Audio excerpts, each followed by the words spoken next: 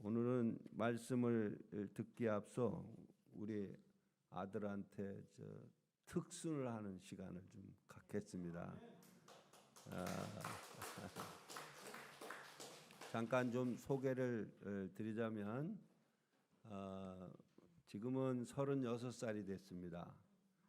이 아이가 7살 때 그 조그마한 그 고무공이 있어요. 얌체공이라고 하는데 이게 튀기면은 팡팡 올라가는 그 공이 있었는데 7살 때 그 인도에서 그걸 튀겼는데 차도로 나가버렸어요. 그 차도로 나간 그 조그마한 탕탕탕탕 튀기는 그 볼만 주스러 가다가 저쪽에서 오는 택시가 갑자기 뛰어드는 아이 때문에 아이를 쳐가지고 이 대퇴부를 부러뜨리고 아이를 공중에 띄웠다가 본네트에 떨어져서 다시 18m를 끌고 가서 마지막 그 택시가 마지막 서는데 이 아이가 다시 도로 바닥으로 내동댕이 쳐졌는데 그때 그 도로 경계석에 이 머리가 박아져 버려가지고 여기서부터 여기까지 한 20cm 골이 뻐개져 버렸습니다. 그때를 생각하면 정말 아직도 눈앞이 캄캄하기도 하고 그래서 그 아이가 안양 과천에 제가 살았을 때 다쳤는데 급히 저희들은 그날 주일날이라서 마포영문의 교육사관으로 나갔고 이 아이를 그 밑에 은파감리교회 부목으로 있던 제 처제 동서가 거기서 하고 있어서 늘 거기다 맡겨놓고 이제 주일날 갔거든요. 그래서 전화가 왔습니다. 아이가 다쳤다. 그리고 지금 병원으로 이송 중이다.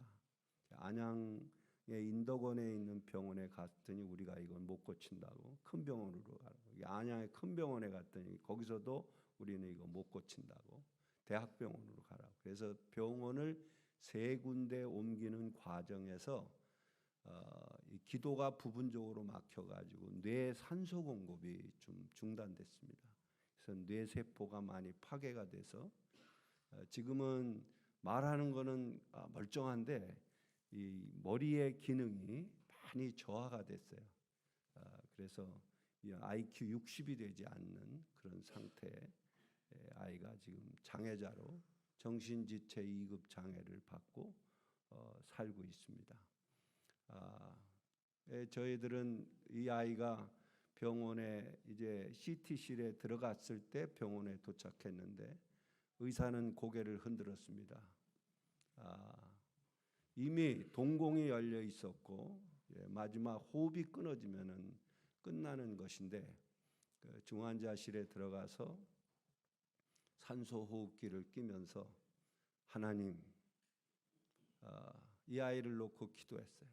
하나님, 이 아이를 처음 주셨을 때도 하나님이 주셨고 다시 데려가는 것도 하나님의 권한에 있습니다. 하나, 이 아이의 생명을 다시 회복시켜 주십시오. 정말 그 기도를 했는데 아이는 열흘이 돼도 안 깨났고 20일이 지나도 30일이 지나도 40일이 지나도 전혀 식물인간 상태로 그 콤마 상태에서 머물러 있어요. 그런데 제가 중환자실에 들어가서 하는 일이 뭐냐면 딱 눈동자에다 딱 대고 아이가 의식이 돌아오면 눈동자가 제일 먼저 반응한다고 그래요. 그래서 늘 들어가 있으면 그냥 눈이 멀뚱멀뚱하고 아무 초점 감각이 없었는데 50일이 지난 어느 날 이 아이의 손가락에다 탁 대고 이렇게 움직였는데 눈이 쫙 움직이는 거예요. 야, 여러분이 이 눈알 잘 돌아가는 거 이거 축복이에요. 이 눈동자 조금 움직이더라고. 또 그래서 내가 잘못 봤나 해가지고 이쪽으로 또 해봤어요. 그래서 이쪽으로 또 따라오더라고. 그때부터 저를 위해서 기도했던 동기들, 본영사가님들, 저 사관학생들 그냥 철야하면서 정말 어떤 분은 금식하면서 기도해 줬는데 그 기도로 먹고 새로 태어난 아들입니다.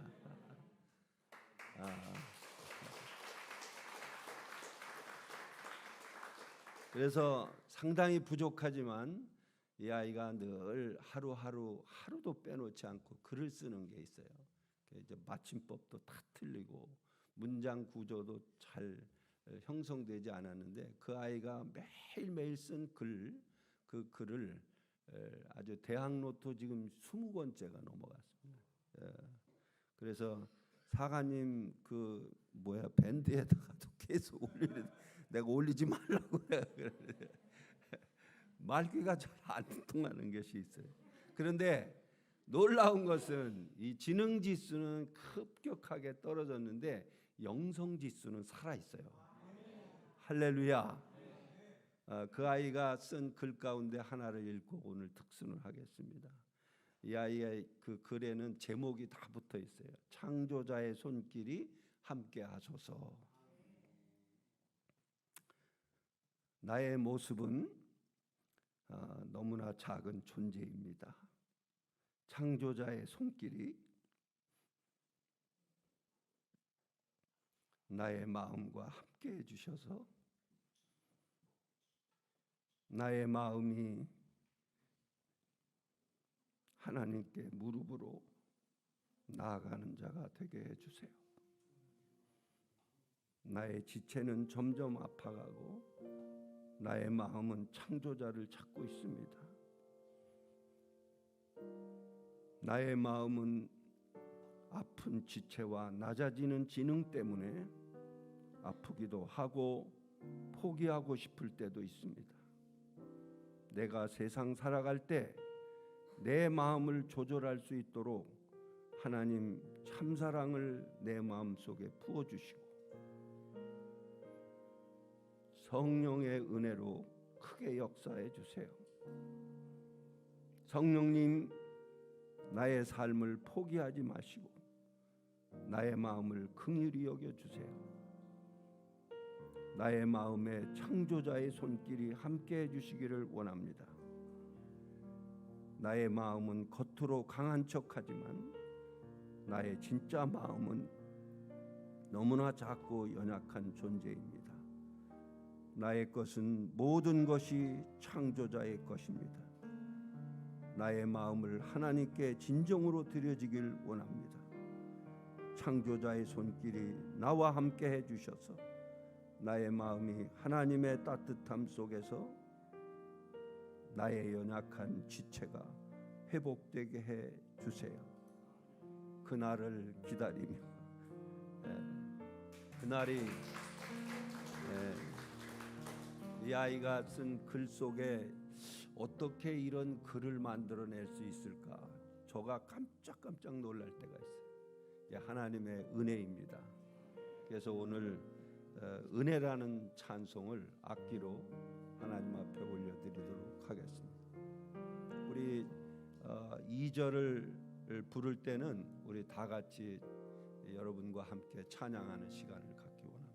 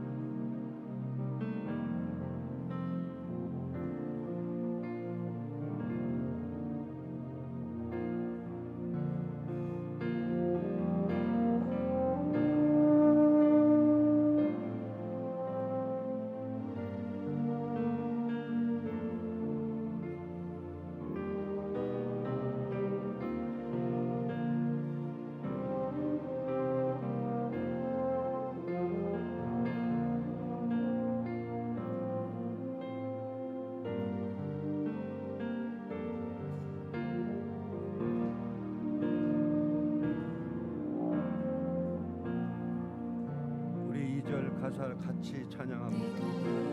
땅에 태어나서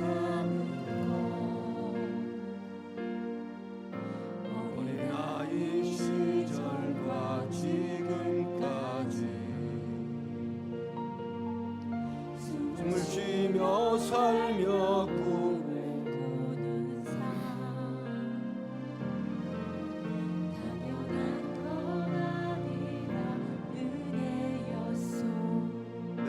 하나님의 자녀로 살며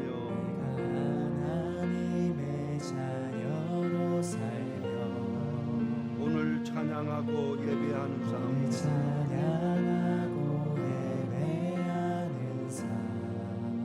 복음을 전할 수 있는 축복이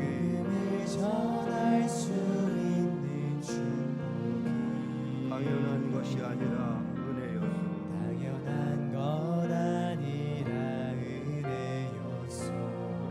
손을 들고 모든 것이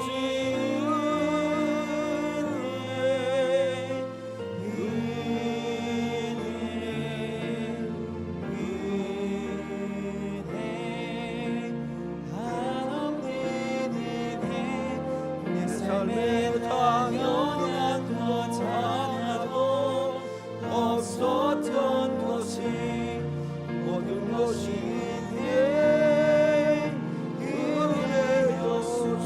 모든 것이 은혜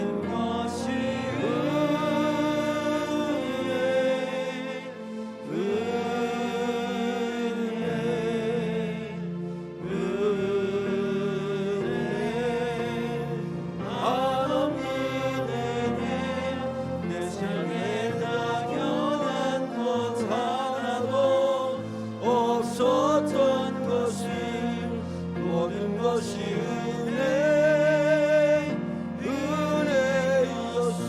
모든 것이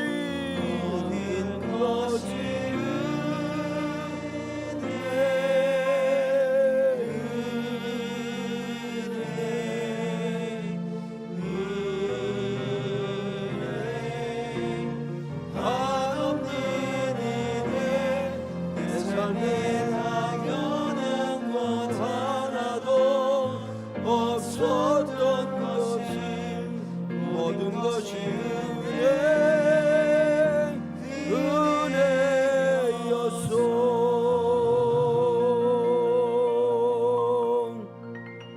할렐루야.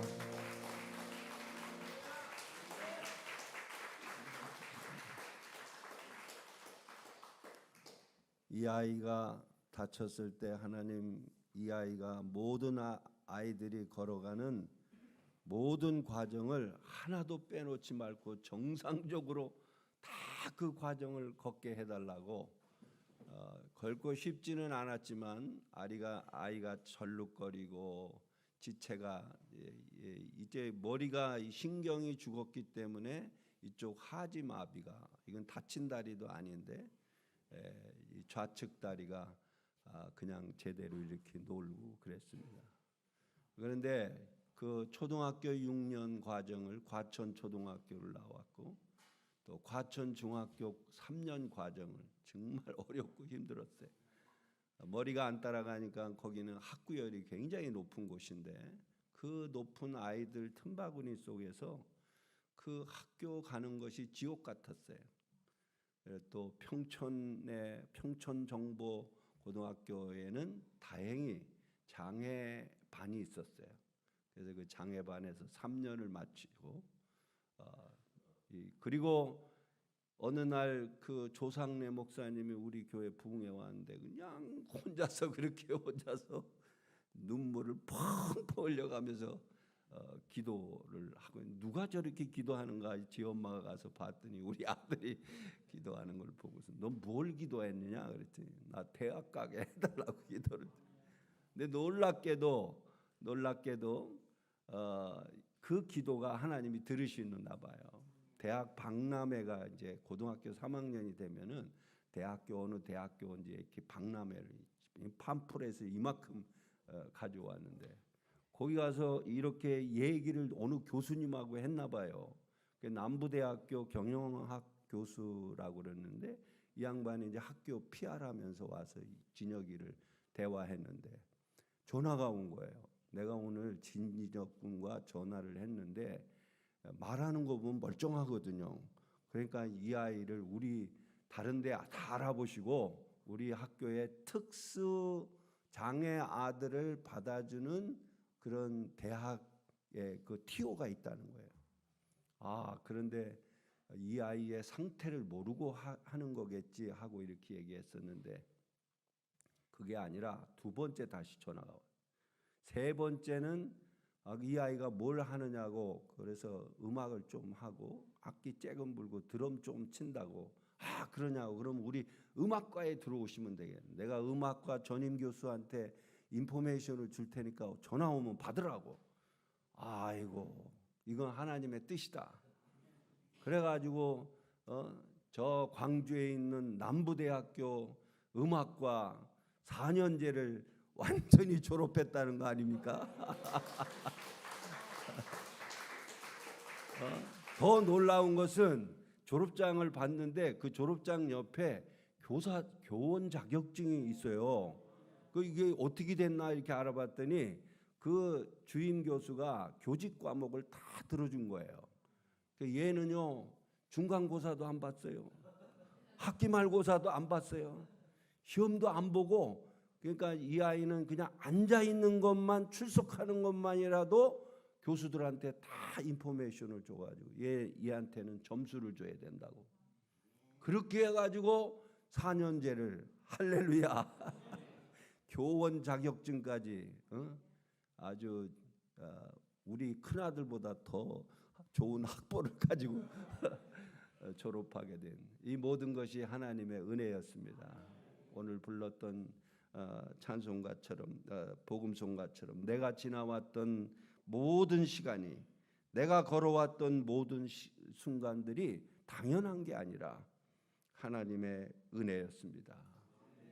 여러분 살아가는 동안에 우리가 길이 막히고 때로 절망스러운 환경에 맞닥뜨릴 때가 많은데 하나님의 은혜, 우리를 향하신 하나님의 은혜는 신실하십니다. 변함없으십니다. 특히 이 아이에게만 긍휼이 많으신 분이 아니라 모든 믿는 자에게 동일하게 은혜를 베풀어 주시는 분이심을 믿으시기를 주의 이름으로 축원합니다.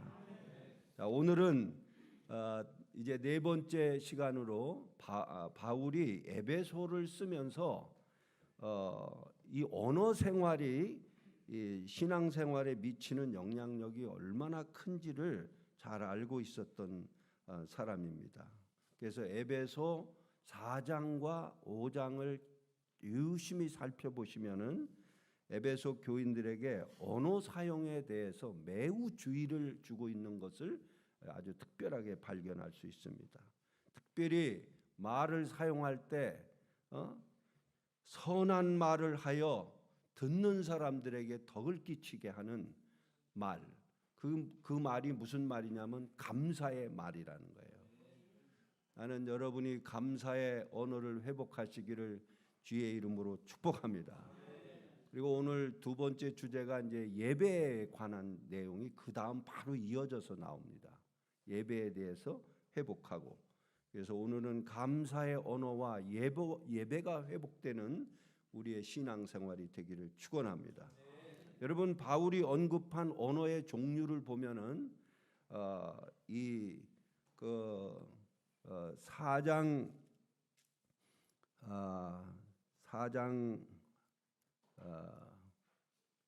29절에 보면은 무릇 더러운 말은 너의 입 밖에도 내지 말고 오직 덕을 세우는 데 소용되는 대로 선한 말을 하여 듣는 자들에게 은혜를 끼치게 하라. 그 다음 5장 3절 4절에는 음행과 온갖 더러운 것과 탐욕은 너희 중에서 그 이름조차도 부르지 말고 이는 성도에게 마땅한 바니라. 누추한 말, 어리석은 말이나 희롱의 말 마땅치 아니하니 오히려 감사하는 말을 하라. 6절에 가보면은 헛된 말 이렇게 나와요. 헛된 말을 누구든지 헛된 말로 너희를 속이지 못하게 하라 그래서 거기에 더러운 말, 음행의 말, 탐욕의 말, 누추한 말, 어리석은 말, 희롱의 말, 헛된 말, 7가지의 말 종류가 거기에 단어로 나와. 제가 이거 헬라어로 원어를 다 찾아가서 다 뜯어봤더니 우리가 사용하는 저급한 언어들이 모두가 다 이 영역 안에 다 들어가 있어요. 그리고 선한 말, 그리고 감사의 말. 여러분, 야고보서는 3장 6절 8절에 뭐라고 말했느냐면은 다 같이 한번 읽어볼까요? 혀는 곧 불이요 불의 세계라. 혀는 우리 지체 중에서 온몸을 더럽히고 삶의 수레바퀴를 불사르나니 그 사르는 것이 지옥불에서 나느니라. 혀는 능히 길들일 사람이 없나니 쉬지 아니하는 악이요 죽이는 독이 가득한 것이라. 혀를 잘못 사용했을 때에 따라오는 부정적 영향에 대해서 이 야고보가 그 혀에 대해서 말한 거예요. 온몸을 더럽힐 수 있다. 잘못 사용하면은 삶의 수레바퀴를 한꺼번에 불사르게 만들 수도 있다. 쉬지 않은 악이 될 수도 있고 죽이는 독이 될 수도 있는 것이 혀에서 나오는 말이라는 거예요. 그래서 이 말은 이 3가지 비유를 들어서 말하지 않습니까? 말 타고 다니는 그 말, 그 말은 잘 길들이지 않으면 어디로 튈지 모르는 거예요. 이게 말입니다. 그 다음에 배의 키, 배의 방향의 모든 것을 잡아주는 게 배 밑에 달려있는 그 키입니다. 방향 키입니다. 그것을 어떤 말 해느냐에 따라서 배가 이쪽으로도 가고 저쪽으로도 갈 수 있는 거라는 거예요. 그 다음에 불을 갔어요. 불이라고 그랬어요. 혀는 불이다. 불은 우리 일상생활에 꼭 필요한 것이기도 하지만 잘못 사용하게 되면 온 산을 한 방에 날려버릴 수 있는, 산불이 얼마나 무섭습니까? 이렇게 말이라는 것은 잘 사용하느냐 못 사용하느냐에 따라서 엄청난 영향력을 발휘할 수 있다는 거예요. 그래서 우리나라 속담에도 말에 대한 그 인터넷으로 들어가서 말에 대한 속담이 몇 가지인가 봤더니 한 60여 가지가 나오더라고요. 여러분이 잘 아는 말 한마디에 몇 양빛을 갚는다? 네, 1000양빛을 갚는다. 가는 말이 고와야 오는 말도 곱다. 발 없는 말이 천리 간다. 낱말은 반말은 쥐가 듣는다. 말이 뭐가 된다? 시가 된다. 말 많은 집에는 장맛도 쓰다. 뭐 이런 말도 있어요. 그러니까 이렇게 수없이 언어가 우리 일상생활에서 주는 엄청난 영향력을 가져다 준다는 것을 우리의 속담에서도 발견할 수 있습니다. 유대인 속담에는 이런 말이 있어요. 말이 입안에 있으면 내가 그 말을 지배하지만 말이 일단 입 밖에 나오면 내가 한 말이 너를 지배한다는 유대인 속담이에요. 또 어떤 분은 이런 말을 했습니다. 역사가 시작된 이래 칼이나 총에 맞아 죽은 사람보다도 혀끝에 맞아 죽은 사람이 더 많다.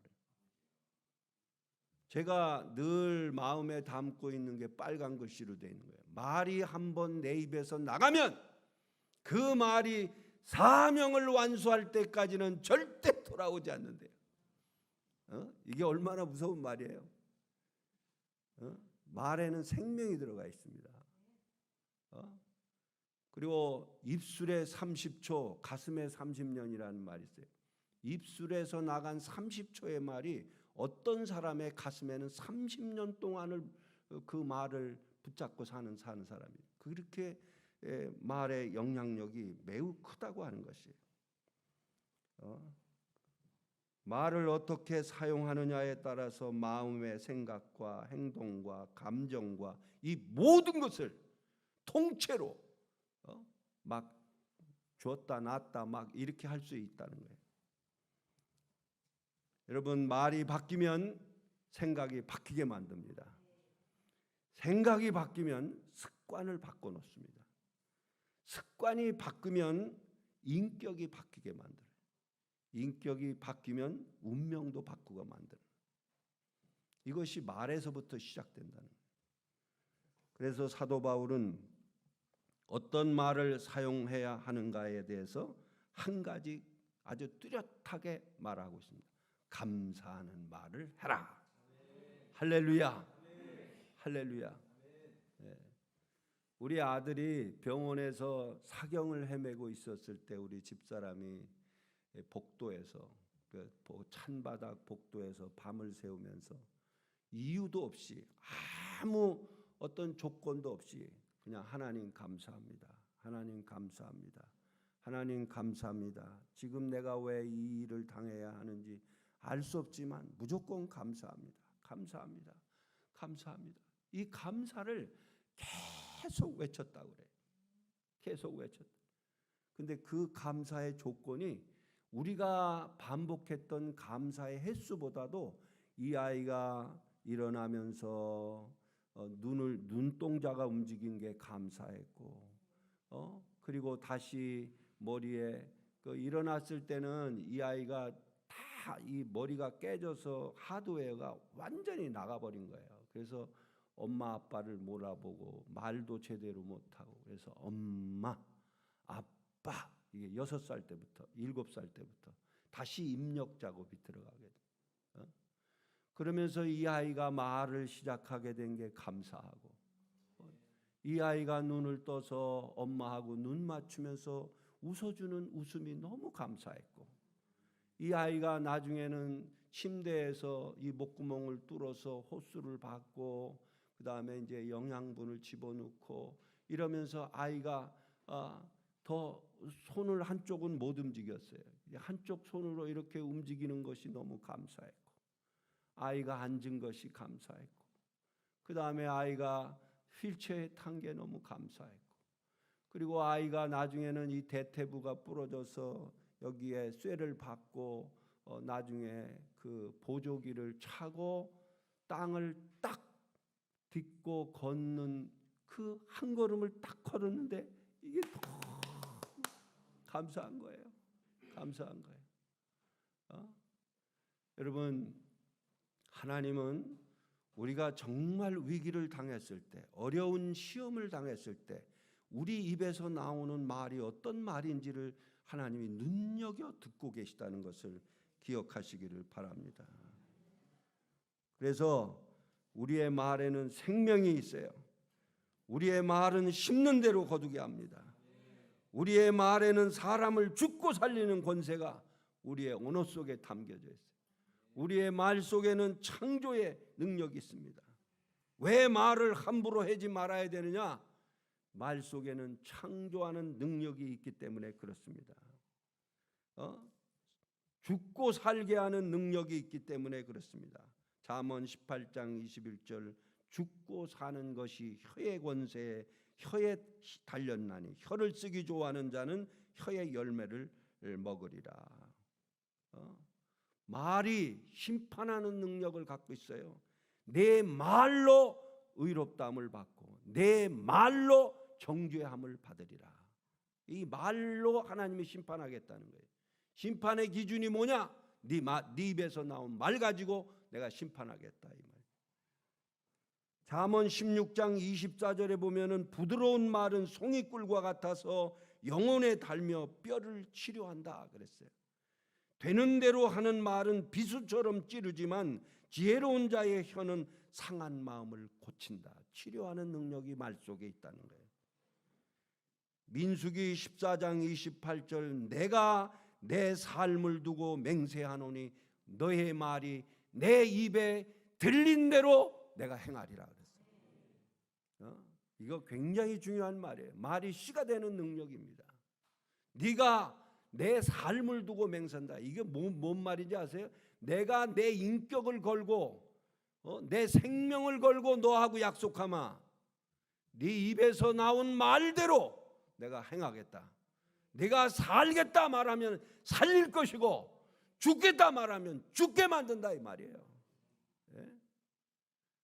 감정을 조절하게 능력이 말 속에 있어요. 부드러운 대답은 화를 가라앉히지만 과격한 말은 노를 일으킨다.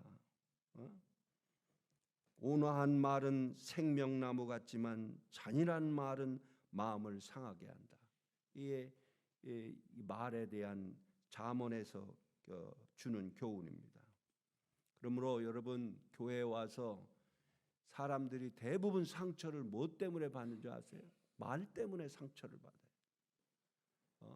교회에 오면은 왜 그렇게 말이 많은지,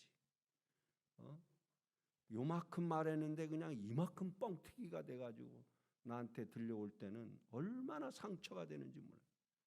그래서 여러분은 교회에 오면은 그 생명 언어를 사용하셔야 돼요. 사랑합니다.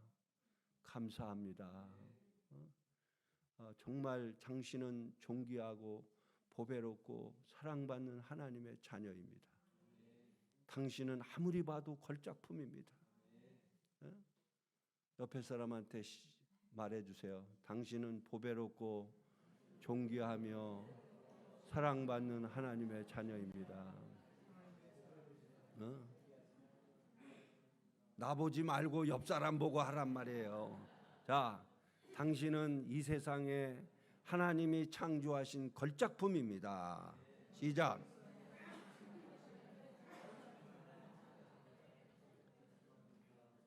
말할 때 표정 관리 잘 하셔야 돼요. 멋대가리 없이 하면 안 돼요. 정말로 리액션을 다 해가지고 여러분 생각해 보세요. 잘한다 이 말 봐. 잘한다 어떻게 들려요? 그러니까 언어의 악센트 그걸 어떻게 하느냐에 따라서 듣는 사람이 다르게 들을 수 있는 거예요. 말할 때 이 표정 그 다음에 액센트 리액션 이걸 다 잘하세요. 장기는 보배롭고 존귀하고 사랑하는 너나 가져라. 당신은 두 손을 가지고 감동하면서 말이야.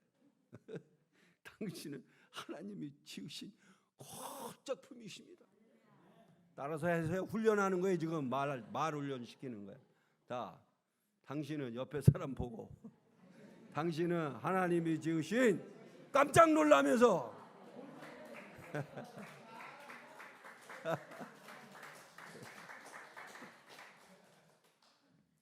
여러분 말 속에는 생명의 기운이 들어가게 돼 있어요. 예? 없는 것을 있게 만들고 죽고 사는 권세를 갖고 나를 심판하는 기준이 되게 하시고 치료하는 능력이 언어 속에 담겨져 있다는 거예요. 여러분 제가 사진을 몇 장 좀 보내겠습니다. 에모토 마사루라고 하는 일본 분이신데 이 학자입니다. 물리학자인데 물은 답을 알고 있다라고 하는 책을 2권 썼어요. 이분의 책을 제가 보면서 이분은 이 물을 이렇게 컵에다 놓고 얼려요.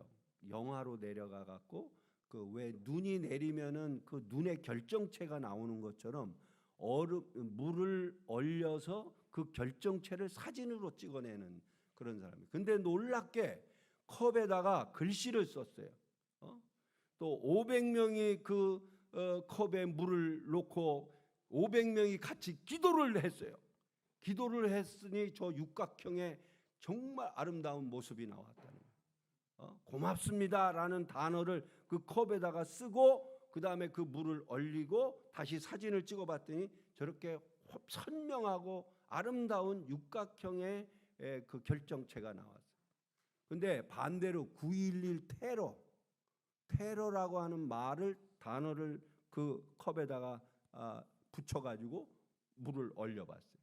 그런데 이상하게 같은 물인데도 저렇게 두려움에 가득 찬 공포의 눈을 가지고 있는 그런 모습으로 그 결정체가 만들어지다는 거예요. 이 망할 놈이라는 말을 한번 써가지고 해봤더니 아무 형체도 만들어내지 못하는 결정체가 나왔어요.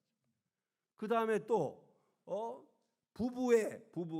부부애라고 했더니 이 부부애는 그 뭐 2개가 이렇게 살며시 그 뒤에 있는 남편이 아내를 싹 포옹하는 것처럼 이렇게 두 개의 모양을 딱 만들어. 이게 너무너무 놀랍고 신기하다는 거예요.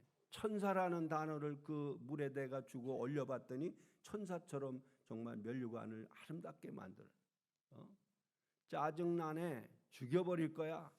그렇게 하고 또 했더니 진짜 가운데 짜증나게 싸우려고 하는 사람이 이렇게 나오고, 악마라는 단어를 썼더니 저렇게 아무 형체도 없이 맨홀 뚜껑으로 들어가게 하는 어둠이 침침한 그런 걸 만들어낸, 놀라웠습니다. 그리고 이 사람이 책을 쓰면서 가장 강조했던 한마디가 있었어요. 그건 뭐냐면 사랑과 감사라는 단어였어요. 자기는 왜 이 물을 연구하게 됐느냐 하면은 이 사랑과 감사라는 그 결정체를 보고서 물은 답을 알고 있다. 여러분, 물도 그냥 마시는 거하고 이 물을 하나님이 축복해 주셔서 감사합니다 하고 말하면 바로 그 물이 육각수로 변할 수도 있다는 거예요. 여러분, 그거는 이 물을 연구하는 이분의 주장이에요. 이 세상에 가장 아름다운 그 결정체가 만들어진 건 사랑과 감사한다는 거예요. 이 용어가 여러분 가정에, 또 여러분의 친구 사이에, 여러분의 우리 교회에 풍성하게 넘치게 되면 여기가 바로 천국입니다. 다른 데가 천국이 아니에요. 여기가 바로 작은 천국이 되는 거예요. 그래서 여러분, 그 출애굽 1세들이 왜 광야에서 죽었는지 아십니까? 이스라엘 백성들이 홍해를 건너서 수르 광야, 에담 광야, 시내 광야, 바란 광야를 거쳐서 가나안 땅으로 가는데 1세들, 그러니까 20세 이상 계수되어졌던 출애굽 1세들, 그때 20세 이상 계수된 사람이 모두 60만 3,550명이었어요. 근데 이 사람들이 다 죽었어요. 딱 2명만 남겨놓고. 누구? 여호수아와 갈렙. 왜 죽었는지 아세요? 물이 없어서 죽은 게 아닙니다. 먹을 것이 없어서 죽은 것도 아닙니다. 위험해서 죽은 것도 아니고 대적들이 많아서 죽은 게 아니었고 말 때문에 다 죽었어요.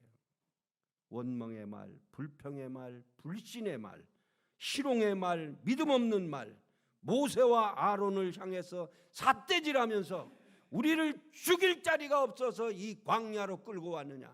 차라리 우리는 거기 애굽 땅에서 죽었으면 좋았을 것을 왜 이 물도 없고 아무것도 없는 광야로 끌고 와서 우리를 여기서 죽일 작정이냐. 죽일 작정 아니거든요. 훈련할 것이지. 하나님이 애굽에서 노예 생활로 430년 동안 찌들었던 그 노예 때를 베끼고 오직 너는 하나님의 백성이요 왕같은 제사장 나라가 될 것을 꿈을 꾸면서 그들을 향해서 꿈을 주면서 나오게 한 것이 하나님의 뜻이었단 말이에요. 그런데 하나님은 우리를 여기까지 그리고 애굽으로 돌아가자 그러면서 막 그냥 온갖 그 원망하고 불평하고 짜증나고 불신하는 말, 희롱의 말을 퍼부어대지 않았습니까? 그래서 그 사람들이 그 말 때문에 다 죽었어요. 네? 칼에 맞아 죽고 연병에 걸려 죽고 그리고 뱀에 물려 죽고 다 죽었어요. 그러면서 하나님께서 다 죽여버리겠다, 그냥 여기서 끝내겠다 이렇게 말할 때 모세가 중보기도를 통해서 하나님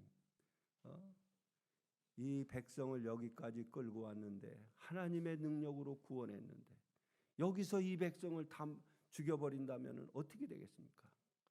하나님과 단판의 중보기도를 통해서 그에게 말을 건네줘서 그걸 지나가게 만들었어요. 그런데 민수기 14장 27절 28절에 보면 이런 말을 했어요. 나를 원망하는 이 악한 회중에게 내가 어느 때까지 참으랴.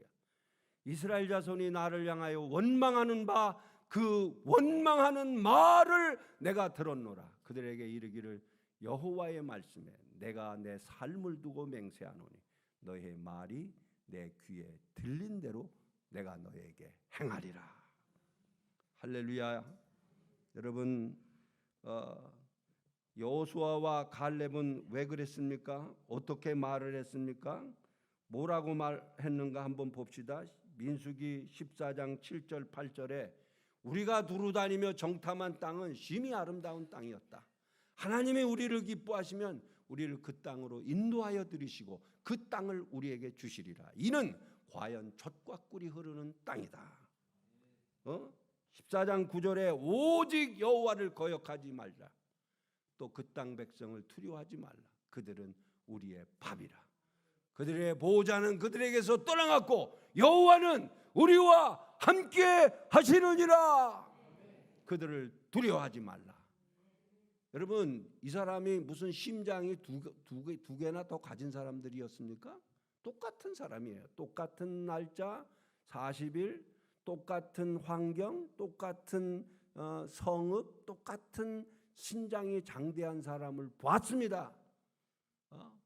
보았음에도 불구하고 말을 할 때 어떤 말을 했느냐면 이 10명이 그 정탐꾼들은 땅에 보이는 것을 정확하게 사실대로 다 봤어요. 그리고 그 사실대로 말했어요. 그들은 우리보다 강하다. 강했습니다.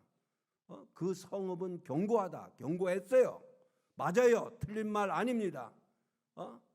그리고 거기에 그 땅 사는 거민을 보았는데 장대같이 커서 우리는 스스로 보기에도 메뚜기 같고 그들이 우리를 볼 때도 메뚜기 같은 존재로 볼 것이다.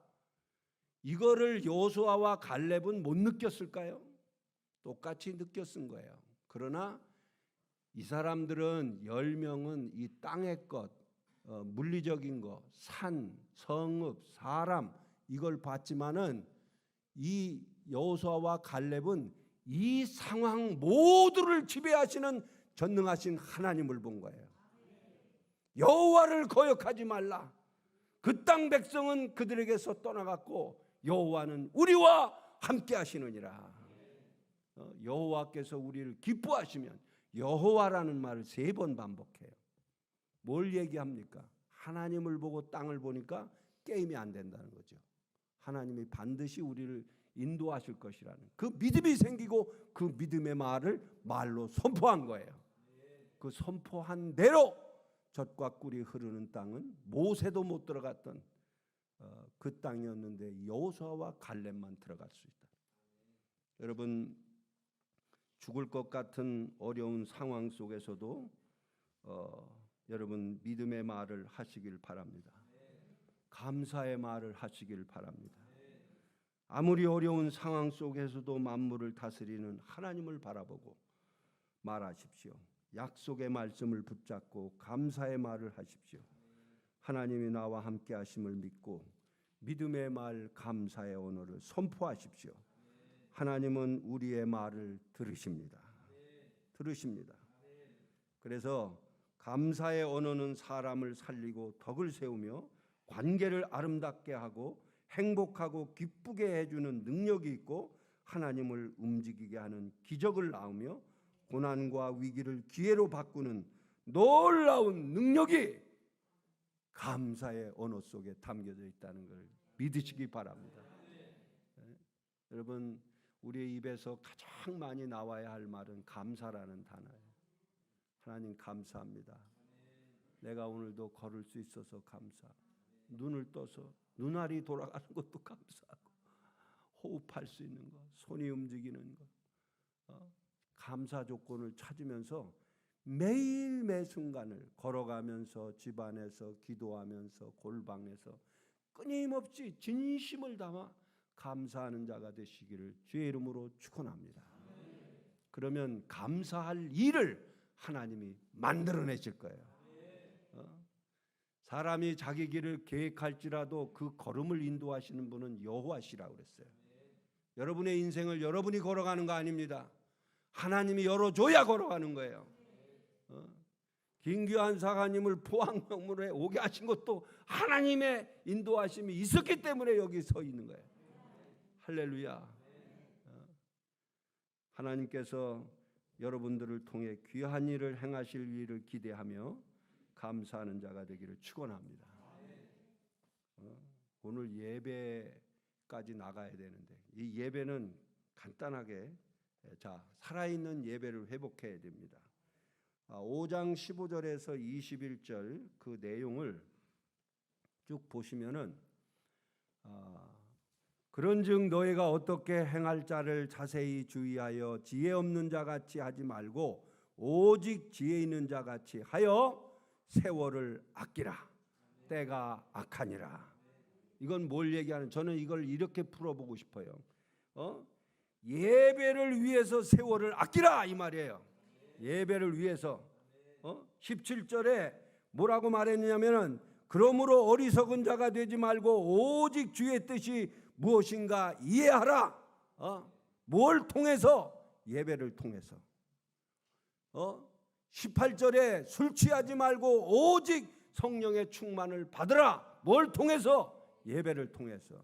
시와 찬송과 신령한 노래들로 서로 화답하며 마음을 주께 노래하라. 뭘 통해서? 예배를 통해서. 범사의 우리 주 예수 그리스도의 이름으로 항상 아버지 하나님께 감사하라. 뭘 통해서? 예배를 통해서. 그리스도를 경외함으로 피차 복종하라. 뭘 통해서? 예배를 통해서. 저는 이걸 예배, 그래서 이 15절서부터 21절까지의 내용은 예배와 관련된 내용으로 가득 차 있어요. 여기에. 이건 뭘 가리키냐면 예배 드릴 때 이런 예배를 드리라고 하는 것을 말씀하고 있는 것입니다. 여러분, 예배가 살아야 내 영혼이 삽니다. 따라서 하세요. 예배가 살아야 교회가 산다.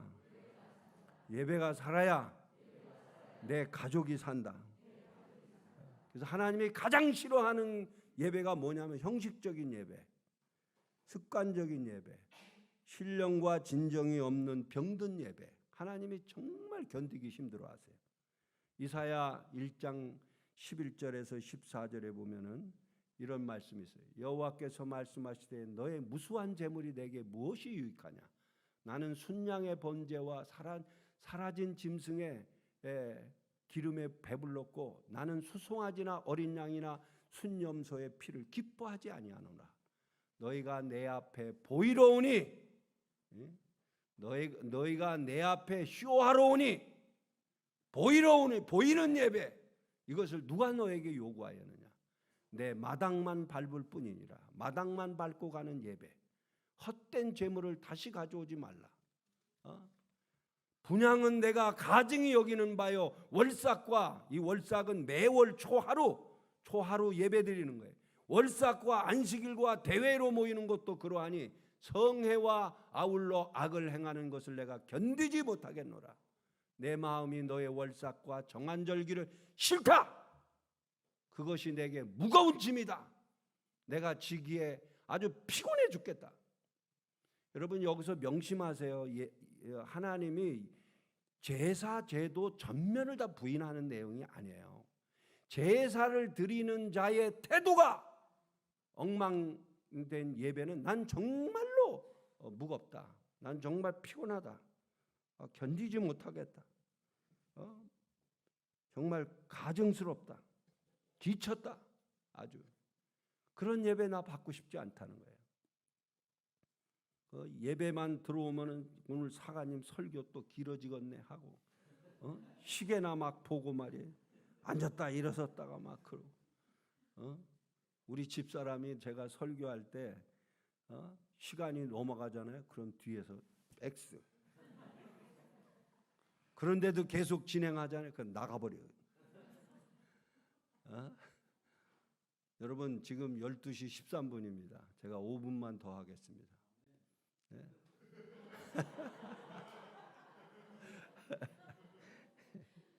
네. 제사를 드리는 자의 마음이 병들어 있는 예배는 이사야만 지적한 것이 아니에요. 아모스 선지자도 이런 말을 했습니다. 내가 너의 절기를 미워하며 멸시하며 너의 성회를 기뻐하지 않는다. 너희가 내게 번제나 소제를 드릴지라도 나 받지 아니할 것이다. 너의 살찐 희생의 화목제도 내가 돌아보지 아니하리라. 내 노랫소리, 내 찬송소리 내 앞에서 그쳐라. 내 비파소리도 내가 듣지 아니하겠다. 이건 뭘 가리키냐면 형식적인 예배, 습관적인 예배, 마음과 진정성을 담지도 않은 예배, 이 예배는 내가 정말 받고 싶지 않다는 거예요. 이런 예배 드리려면 차라리 오지 말라. 말라기는 한 수 더 뜹니다. 뭐라고 말하냐면 만군의 여호와가 이르노라 너희가 내 제단 위에 헛되이 불사르지 못하게 하기 위하여 너희 중에 성문을 닫을 자가 있었으면 좋겠다. 예배 못 드리게. 내가 너희를 기뻐하지 아니하며 너희가 손으로 드리는 것을 내가 받고 싶지도 않다. 예? 여러분, 예배는 하나님을 도와주기 위해서 나오지 마세요. 하나님은 도움을 받으실 분이 아닙니다. 예배는 하나님을 달래주거나 비유를 맞춰 드리는 행위가 아닙니다. 제사를 드리면서 진정한 회개도 없고 하나님을 경외하는 마음도 없고 사모함도 간절함도 없고 진정한 순종과 헌신도 없지 재물만 갖다 바치면 하나님이 할렐루야 할 줄 아느냐? 여러분, 세상의 모든 만물이 아버지의 것이에요. 세상에 부족한 것이 없는 것이 하나님이십니다. 우리에게 받고 싶어 하는 게 뭐겠어요? 살아있는 예배를 받고 싶은 거예요. 살아있는 예배. 여러분, 예배가 실패하면 인류 최초의 살인사건이 예배 실패에서 일어났다는 걸 명심하세요. 가인과 아벨의 제사에서. 아벨의 제사는 하나님이 받으셨지만 가인의 제사는 받지 않았습니다. 왜 안 받으셨을까? 그 본문에 보면은 정확하게 나와요. 예배를 드렸는데 예배를 드리고 난 다음에도 안색이 변하여 분노하고 죄를 다스리지 못하고 동생을 쳐 죽여 양심의 가책도 없는 그런 상태. 그래서 하나님이 가인에게 물었습니다. 내 아우 아벨이 어디 있느냐? 그때 하나님을 향해서 당당하게 내가 아우를 지키는 자입니까? 이런 예배를 드렸는데도 이 마음이 그대로. 예배는요, 하나님 앞에 나와서 자신의 부족함을 바라보면서 철저하게 회개하는 거예요. 그리고 하나님을 가장 존귀하신 주인으로 경배하는 것이에요. 예배를 드렸는데도 안색이 변해요. 얼굴이 화가 나 있어요. 죄가 마음속에 그대로 남아 있어요. 그러니까 예배 끝나고 나가자마자 그냥 동생을 돌로 쳐 죽여버리는. 그래놓고도 양심의 가책을 느끼지 못하는 엄청난 이 제사를 드리는 그 목적이 뭐예요? 제사를 하나님이 무슨 짐승의 피 빨아먹으려고 그거 달라고 그런 겁니까? 절대 그거 아닙니다. 만물은 아버지 다 가지고 계세요. 그래서 예배 드릴 때에 예배가 살아 있어야 돼요. 그래서 로마서 12장 1, 2절에 바울이 이렇게 말합니다. 그러므로 다 같이 한번 읽어보겠습니다. 시작.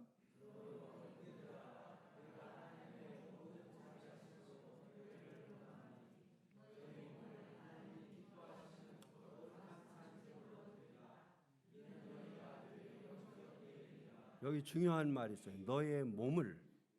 여러분, 하나님이 원하시는 거는 물질, 무슨 기도를 오래 하는 거, 뭐 찬송을 열심히 하는 거, 이거보다도 내 몸을 통째로 하나님이 기뻐하시는 거룩한 산 제물이 되도록.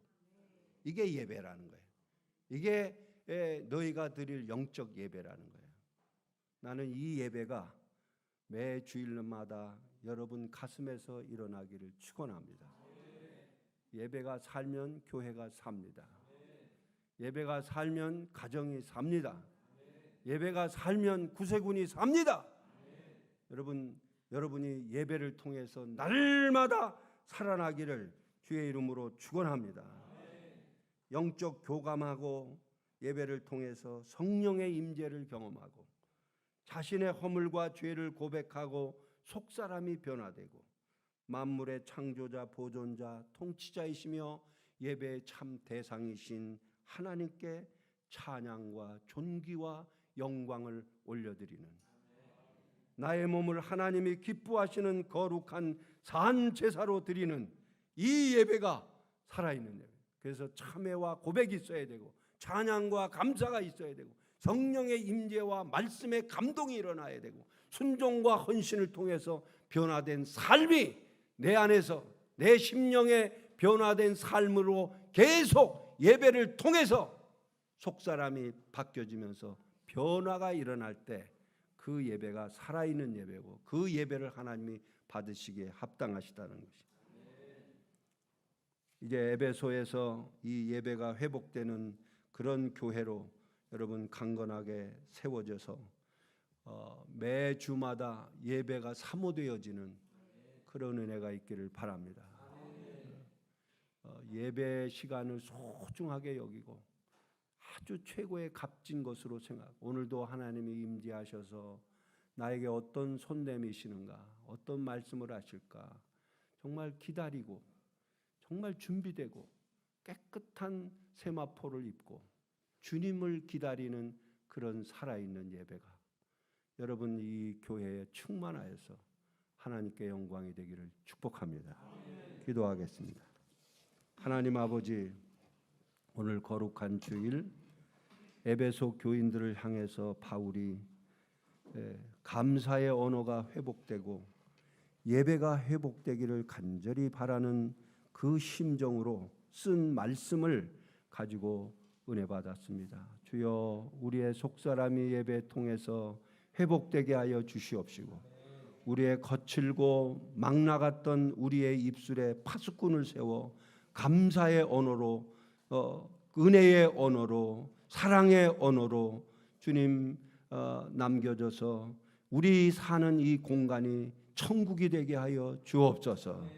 이곳에 들어온 사람들마다 하나님의 임재를 경험하게 하여 주옵시고, 속사람이 변화되어지게 하시고, 그 아름다운 신앙의 그 받은 은혜가 그가 머무는 자리에서 사람들에게 흘러들어가는 축복의 통로가 다 될 수 있도록 축복하옵소서. 예수님의 이름으로 간절히 기도드리옵나이다.